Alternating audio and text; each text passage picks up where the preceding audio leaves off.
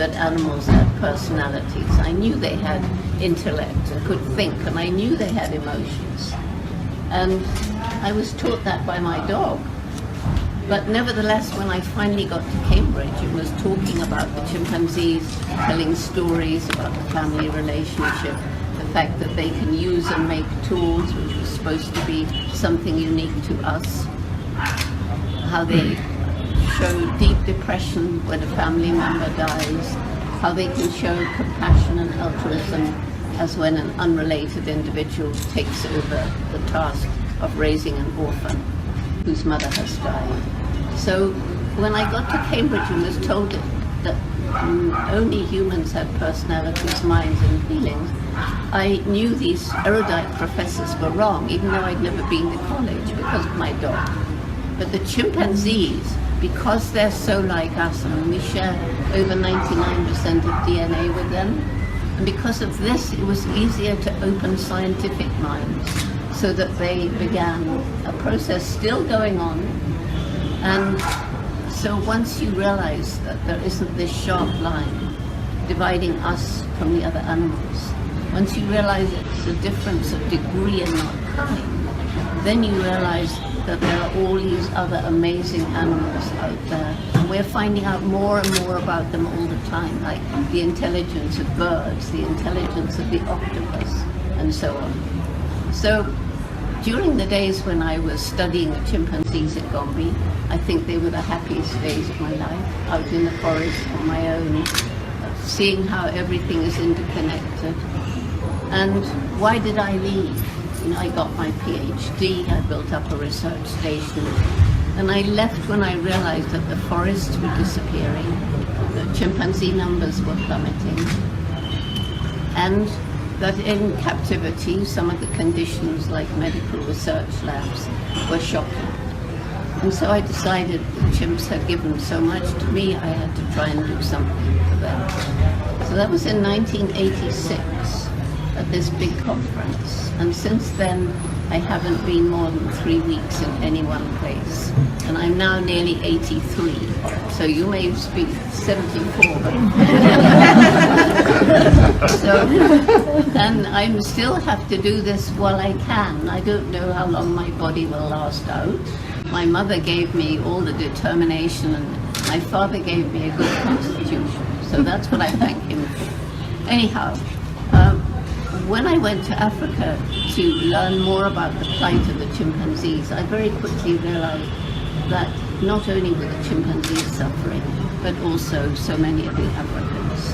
And I realized the extent of the poverty and the lack of education and health facilities. And when I flew over the Gombe National Park, which had been part of the equatorial forest belt, stretching right across to the west coast from East Africa, and I looked down and I saw now just a tiny oasis of trees surrounded by completely bare hills, more people living there than the land could support, too poor to buy food from elsewhere, struggling to survive. And that's when it dawned on me, unless we do something to help the people to improve their lives, there's no way that we can possibly even try to save these chimpanzees. And so that led to our program. You can Google it. It's called Take Care of Takari.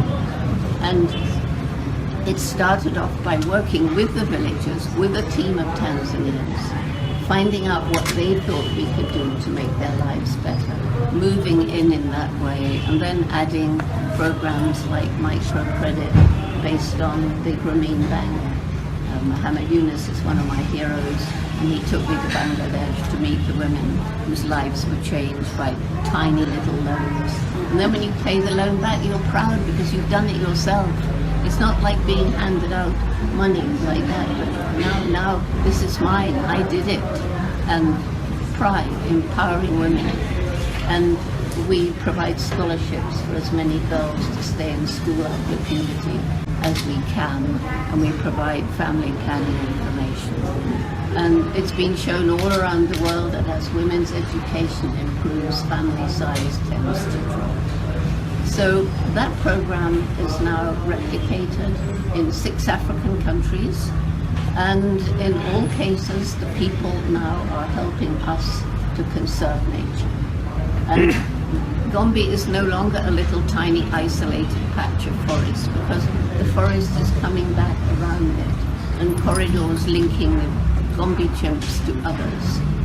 So that program has been amazingly successful. We're not out of the woods, the chimpanzees are still vanishing. But here in Nepal you have beautiful forests. And as we all know, the big threat that's facing humanity now is climate change. And as more and more forests are cut down, so CO2 is released, this greenhouse gas. And as more and more forests disappear, so there is less trees to absorb the carbon dioxide.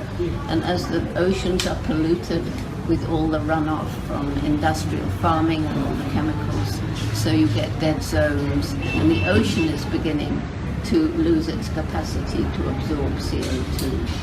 And as more and more people around the world eat more and more meat, countries that were poor, in China it's a status symbol now to eat a lot of meat. And the cattle, the pigs, the chickens are now being raised in billions. And forests are cut down to grow the grain to feed them. Huge amounts of fossil fuel with all its emissions used to get the grain to the cattle or to the animals to the slaughterhouse, the meat to the table. And they produce methane gas, and that is an even more deadly greenhouse gas than CO2. So, not surprising when you think about all the problems we have inflicted on the planet, that as I was traveling around talking about these things, I was finding young people who seemed not to have much hope. Young people who told me that they were either depressed or angry, sometimes violent, or mostly just apathetic. It doesn't seem to matter what we do, because you've compromised our future and there's nothing we can do about it. And when you're my age, and your age too, sir, we can truthfully say we have compromised the future of our children. And you keep hearing, we haven't inherited this planet from our parents, we've borrowed it from our children. We haven't borrowed it from our children, we've stolen the future. And we're still stealing it. And so that's why I began the Roots and Shoots program, which began with 12 Tanzanians, high school students in '91. It's now in nearly 100 countries. We have members of all ages, and every group chooses for themselves projects to make the world a better place. One to help people, one to help other animals, one to help the environment we all share.